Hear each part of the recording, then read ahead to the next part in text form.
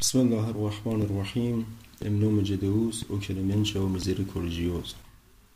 Os xiitas querem que os sucessores do mensageiro de Deus são 12 imãs. São 12 imãs que foram declarados sucessores pelo próprio mensageiro de Deus, que os nomeou como seus sucessores depois dele, pela ordem de Deus. Em primeiro passo, o Amir al-Mu'minin, o príncipe dos fiéis, no dia de Qadir, pela ordem de Deus, ele foi nomeado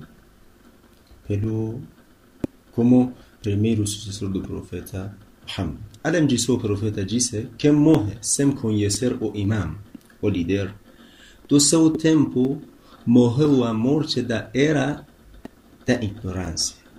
من مات ولم يعرف إمام زمانه مات ميتة جاهلية. Ele também diz: os sucessores califas depois de mim são 12.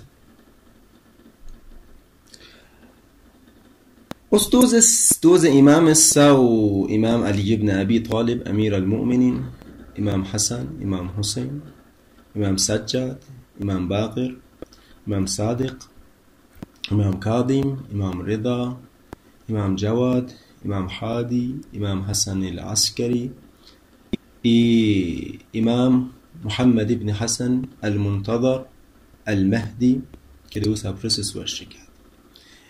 Esses imãs são os sucessores verdadeiros do profeta Muhammad, que nós dissemos que foram declarados pela ordem de Deus, que temos muitos títulos do profeta Muhammad que está falando sobre isso, que depois de mim vai vir 12 imãs, 12 califas, 12 sucessores.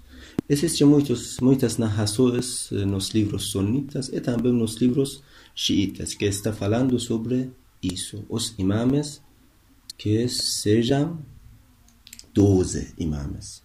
Sim, que o primeiro deles é Amir al-Mu'minin ou Ali ibn Abi Talib, e o último deles, último sucessor do profeta, o Imam Mahdi. Também o profeta Muhammad especialmente fala sobre o Imam Mahdi, que ele diz: Al-Mahdi minna wa min wuld Fatima.